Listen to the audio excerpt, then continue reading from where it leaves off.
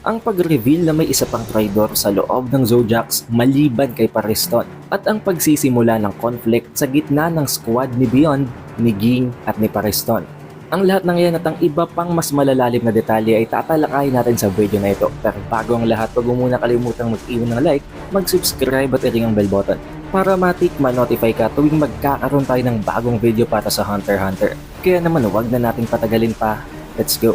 Sa pagsisimula ng kwento ay inimbitahan na nga ni Cheadle at ni Mizai itong si Kurapika at si Leorio na sumama sa gaganaping meeting ng mga Zodiacs. Konting explanation kung bakit iniimbitahan ng dalawang ito ay dahil itong si Kurapika at itong si Leorio na ang bagong representative at ang sisimbolo sa posisyon ng Zodiac Rat at ng Zodiac Boar matapos ngang umalis nitong si Pariston at ni Ging. Kung bakit sila napili, nabanggit dito na kailangan nila ang tulong nitong si Leorio at ang kanyang medical expertise para sa gagawing voyage o ang pag-travel papunta sa Dark Continent. Para hindi na tumanggi itong si Leorio, kinausap na at nag-reach out na itong si Cheadle ang acting chairman as of now sa academy o sa university na kung saan ay nag-aaral nga itong si Leorio para maging isang doktor. Para mapapayag itong si Leorio ay nagkaroon ng special conditions na kahit na hindi siya pumasok sa academy ay may pagpapatuloy pa rin niya ang kanyang pag-aaral.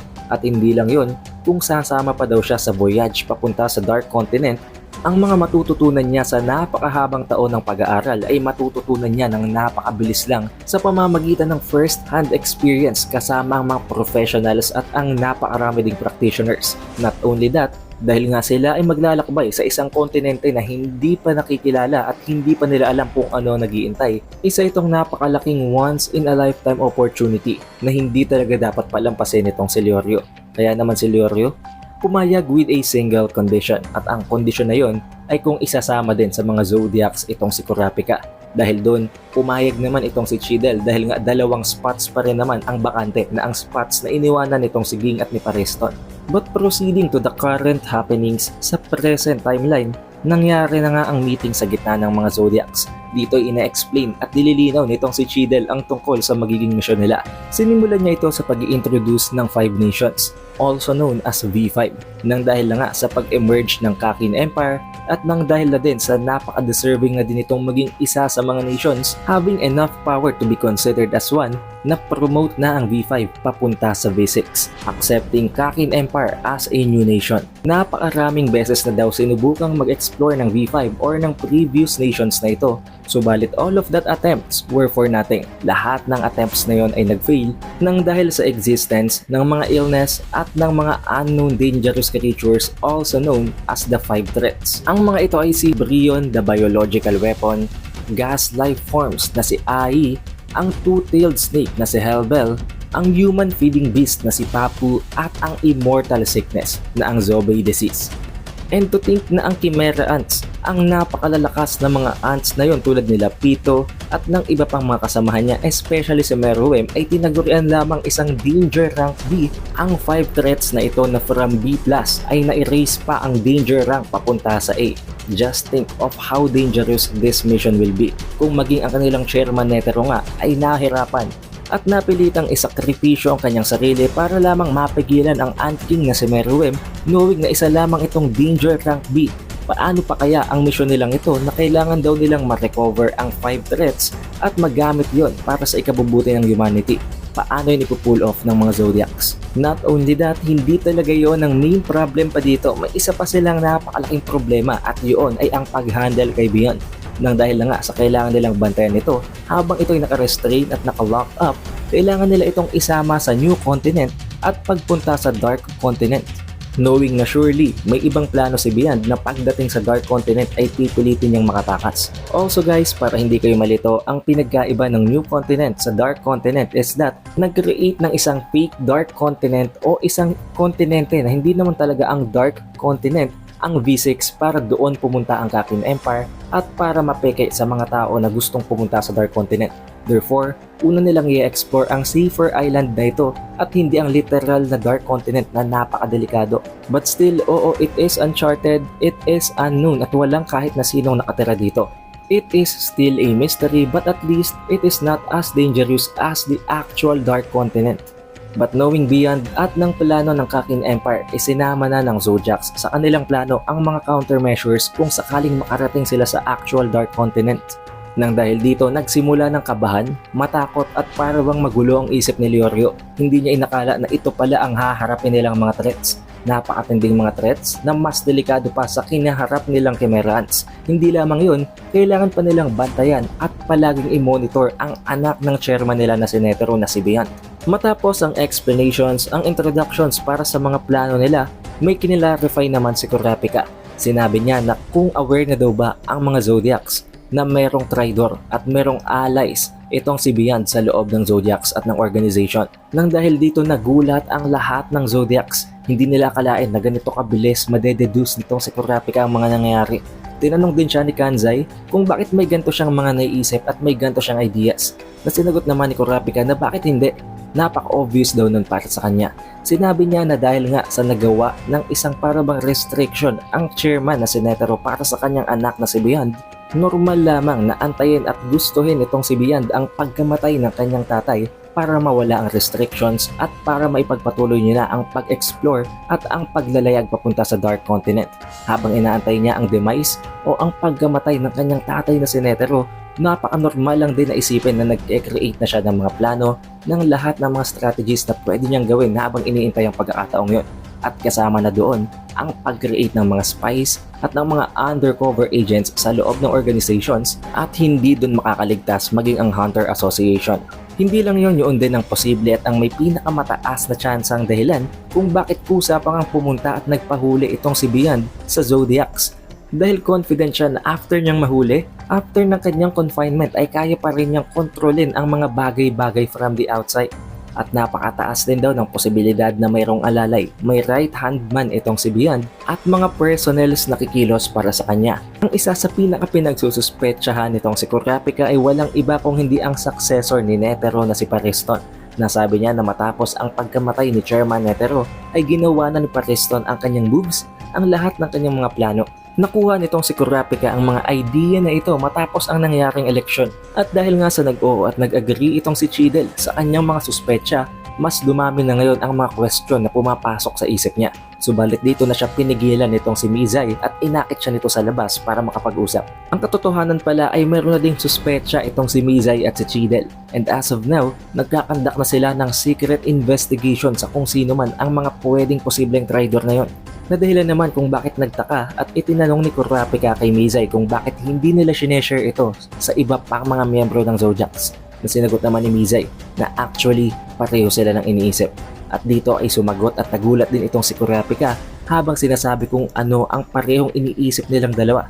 At iyon ay ang maliban kay Pariston at sa mga mediator hunters, may isa pang traidor sa loob ng Zodiacs na nangangahulugan na sa loob ng 10 miyembrong ito, maliban kay Mizai at maliban kay Chidel, meron pang isang traidor, isang undercover agent na nagwo-work para kay Beyond Netero. But naturally, mahihirapan silang hanapin at i-pinpoint kung sino man ang traidor na yon. Knowing na ang pinakamatandang miyembro ng Zodiacs ay si Botobay na isang bata pa lamang nang mangyayari ang schemes na ito half a century ago. Pero tinanong naman itong si Kurapika na ito naman daw palang si Chairman Netero mismo ang pumili isa-isa sa mga Zodiacs na ito. Na sinagot naman itong si Mizai na kahit na ganun, hindi pa rin nila mapagkakatiwalaan ng bawat miyembro ng Zodiacs. Dahil napakatindi din ang pag-iisip nitong si Netero, knowing na ginawa nga niyang successor itong si Pariston, kahit na alam niyang napakadelikado na ibigay kay Pariston ang control just for the sake na magkaroon ng thrill at ng excitement ang kanyang mga ginagawa. Meaning kahit na alam ni Netero na magiging isang napakalaking threat ng pinili niyang Zodiac, ipapasok pa rin niya ito sa loob ng organisasyon, sa loob ng grupong yon, for the mere reason na interesting ang ginawa niyang yon.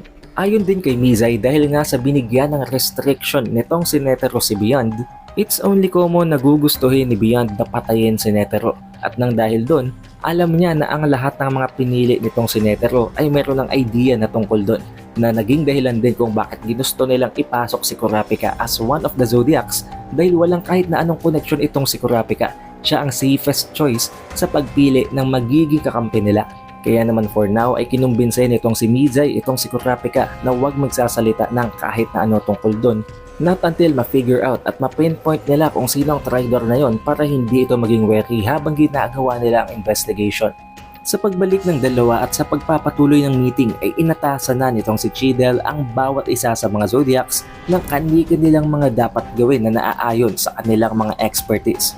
Si Cheadle as a disease hunter, a doctor, a lawyer, and a member of the science team, siya ang mag-handle ng medical division. Si Bizystrom naman as a crime hunter, as a private security and company manager as well as intelligence team, siya naman ang mag-handle ng background checks at sa tulong ni Botobay at ni Satcho ay makikipag-negotiate sila sa V5 para makuha ang list ng bawat passenger na magbo-board sa Black Whale. Ito namang si Botobay as a terrorist hunter, public prospector and military analyst ang mag-handle ng defense team.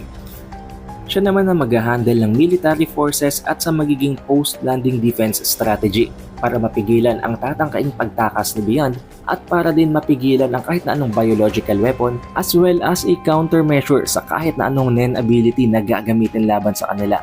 Si Pio naman na ang itinuturing na paleograph hunter, linguist, interpreter and intelligence team ang responsable sa communication at sa pag-interpret ng mga magiging risk at lahat ng datas na kailangang i-analyze sa magiging voyage. Ito namang si Clock na ang botanical hunter, isang musician and dancer at ang responsible sa flora and fauna team ang mag-a-analyze ng mga botanical items ng lahat ng mga plants at ng kung anumang mga maidudulot nito, whether it is illness or any threats. Si Satcho naman na ang kanilang problem hunter, ang isang detective, handyman and intelligence team member din ang mag-handle naman sa pag-a-assess ng mga problemang makakaharap nila. Si Sai Yu naman na isang bounty hunter, isang martial artist at membro din ng defense team ang nagsabing siya ang bahala na bantayan at siguraduhin na hindi makakatakas itong si Beyond. Si Ginta naman na ang kanilang poacher hunter, isang ranger at miyembro din ng flora and fauna team ay sinabi na mai-involve din itong si Morel at si Nov sa mangyayaring misyon na ito. Itong si Nov ay nag-accept lamang na maging parte ng misyon papunta sa Mock-Up o sa Peking Dark Continent, habang itong si Morel naman ang sumigurado na sila ang bahala sa magiging navigation papunta sa fake continent na yun. Si Kanzai naman na isang treasure hunter, isang bodyguard and member din ng defense team ay sinabi na as of now, habang mangyayari pa lang ang voyage at habang mangyayari pa lang ang trip sa pagsakay sa Black Whale ay wala pa siyang magagawa. Subalit pagdating nila, pagka-land nila, siya na ang bahala sa kahit anong problema sa kahit na sinong pipigil sa kanila. Tulad naman ni Kanzai, ito namang si Gil na isang poison hunter ay sinabi na habang nangyayari daw ang adventure o ang voyage papunta sa Dark Continent ay wala pa siyang magagawa. Paglapag nila sa kontinente, doon lamang siya makakatulong, pero as of now, katulong niya and she is keeping in touch with Sanbika para makapag-create ng manual para makontrol ang mga communicable disease na posibleng makuha nila mula sa kontinente. So as for these new members naman na si Leorio at si Kurapika, sinabi nitong si Leorio na siya naman ay sasama kay Cheadle para suportahan ang medical team.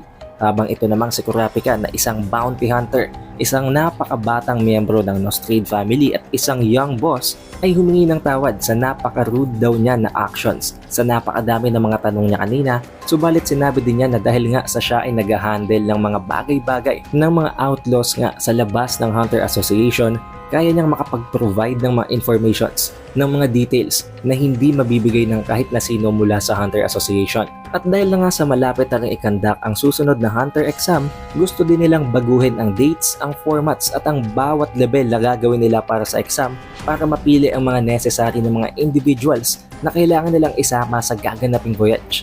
Sa pamamagitan ng pagtutulong-tulong ng mga miyembrong ito ng Zodiacs, they are pushing a complete success para sa mission na ito. Si Ging naman na pumunta sa kabilang side sa squad nitong si Beyond ay tinuturuan ang mga miyembrong ito ng squad sa paggamit ng kanyang aura, ng kanyang NEN. Pinakita niya dito kung gaano siya ka-proficient sa paggamit at pagkontrol nito, tulad na lamang ng pag-create ng mga warts na pinapagulong at pinapagapang niya sa kanyang kamay. Hindi lamang yon, nababago-bago din niya ang movement speed nito, nababago-bago niya ang direction ng paggalaw ng bawat warts at nababago din niya ang shape ng bawat isa sa mga ito. Ito ay isang abilidad na hindi kayang gawin ng kahit na sino sa mga specialist sa loob ng squad ni Beyond. Nang dahil dito gulat na gulat sila at lalo lamang silang nabilib sa abilidad ni Ging. Hindi naman nagtagal ay dumating at bumalik na itong si Pariston habang nagbibigay ng mahalagang impormasyon. Sinabi at kinumpirma niya na ang mga spy at mga assassins na ipinadala ni Beyond para mag-take ng Hunter exam ay lahat hindi nakapasa. Dito ay nagulat din itong si Preston habang iniisip na napaka-skilled naman daw pala ng kung sino man ang ipinalit nila sa posisyon niya. Dinagdag niya pa na baka mas competent pa nga daw ang individual na yun kumpara sa kanya pagdating sa larangan na yun. Hindi naman nagtagal ay bumalik na rin ang squad na yun na bumagsak nga sa Hunter exam. Dito ay inexplain nito kung ano nangyari. Sinabi niya na buti na nga lang daw at hindi nila alam at hindi pa nababanggit sa kanila ang tungkol sa plano nila paglapag sa Dark Continent. Dahil kung alam and aware na daw sila sa tungkol sa impormasyon na yon, hindi malabong na figure out na daw ng mga hunter ang kanilang plano. Dahil ang individual daw na yon na nagbagsak sa kanila ay kayang bumasa ng isip. Na sinagot naman itong si Preston na hindi nila yun kailangang problemahin dahil wala silang plano. Walang kahit anong countermeasures sa kung anong dapat nilang gawin paglapag sa Dark Continent dahil ayon kay Beyond, si Beyond na ang bahalang tumakas. Si Beyond na ang bahalang makipag-meet up sa kanila. Ganun katindi ang confidence ni Beyond, kaya naman hindi malabong napakalakas talaga niya. And given na ang pangalan nga niya ay Beyond Netero, hindi malabong mas malakas pa siya kay Chairman Netero. Pero hindi naman nagtagal ay kinumpronta si Ging ng isa sa mga squad na yon. Sinabi nito na hindi daw ba nasa kabilang side itong si Ging. Anong ginagawa niya at bakit ay ngayon nandito siya sa side ni Beyond? Nasinagot naman ni Ging na actually isang misunderstanding yun. It's not entirely that kakampi talaga siya ng Hunter Association at ng V5 at hindi naman din talaga siya kontrang-kontra sa mga plano nitong si Beyond. Dahil first of all, napaka-cautious daw ng mga plano ng V5. Napakatindi ng kinakatakutan nila at ayaw nilang mag-undergo ng risk. Isang bagay na ayaw niyang gawin dahil ayaw niyang mag-hold back. Habang ito namang si Beyond, nagustuhan niya ang plano nito kumpara sa V5 dahil malaya silang makakagalaw sa loob nito. And if worse comes to worse, wala siyang pakialam kung hindi na siya makauwi. The only difference is that ayon kay Beyond, hindi sila uuwi hanggat wala silang nakukuhang kahit na anong bearing, kahit na anong mapapakinabangan nila sa Dark Continent. Kaya naman kung para sa kalayaan, hindi na siya mag-aalinlangan pang tulungan si Beyond. Subalit ang isa pa sa main reasons kung bakit nandito siya ngayon ay para i-restrain at pigilan itong si Preston sa mga binabalak niya. And given that explanation, hindi na sa kanya tumutol ang miyembrong ito ng mga assassins. Subalit ang iba pa sa mga miyembro, nagalit at tumutol sa kanya. Habang sinasabing wala silang pakialam kung sinong number 1 at kung sinong number 2. Walang sino man ang makakapagpalit sa posisyon ni Beyond at si Beyond lamang ang susundin nila. Kaya naman tinanong nila si Ging at si Preston kung sino sa kanilang dalawa ang aalis. Nagbigay sila ng 2 choices. Aalis si Preston o aalis itong si Ging. Nasinagot naman ni Ging na actually there are 3 choices. At sinagot naman itong si Preston na actually there are 4 choices. Habang sinasabi pa ni Preston na bihirang-bihira lamang silang magkasundo nitong si Ging kaya huwag silang pakialaman nito. Habang sinasabi ni Ging na ang choice number 3 is that aalis ang tatlong ito na nagpupumilit na palayasin sila at ang choice number 4 naman na sinabi ni Preston ay ang mga taong ito ay mamamatay. But before that, I would like to introduce to you guys Ucine. Ucine is one of the best online streaming platforms on the internet. Not only just you can watch ad-free ng hindi lang movies, hindi lang sports, kung hindi maging ng anime with a total of over 1 million contents sa kanilang platform. And you totally don't have to worry dahil this app is equipped with the latest security features. As of now, it is not yet available in the Google Play Store and in the Google App Store, but you can always download it in the link in the description below or in the comment section. So what are you waiting for? Download Ucine and experience hassle and ad-free streaming. Now back to the battle again. Now this is where this video ends at sa susunod na episode ay mawi-witness na natin kung paano ipapakita ni Ging ang kanyang set of abilities. Habang nilalabanan ang mga taong ito, habang katulong itong si Preston. At doon din ay maire-reveal ang plot twist sa kung ano talagang nangyayari na lubusan namang ikakagalit ni Preston. If you reach this point, surely you had a great time, kaya mag-iwan ka na ng like, mag-subscribe at i-ring ang bell button para ma-notify ka tuwing magkakaroon tayo ng bagong video para sa Hunter x Hunter. Huwag mo din kalimutang i-follow ang ating official Facebook page at ang ating official TikTok account. Bago natin tapusin ang video, shoutout nga pala sa napaka-solid na mga supporters natin ito mula sa previous video. It is The Updated Weeb and I will see you guys on the next one.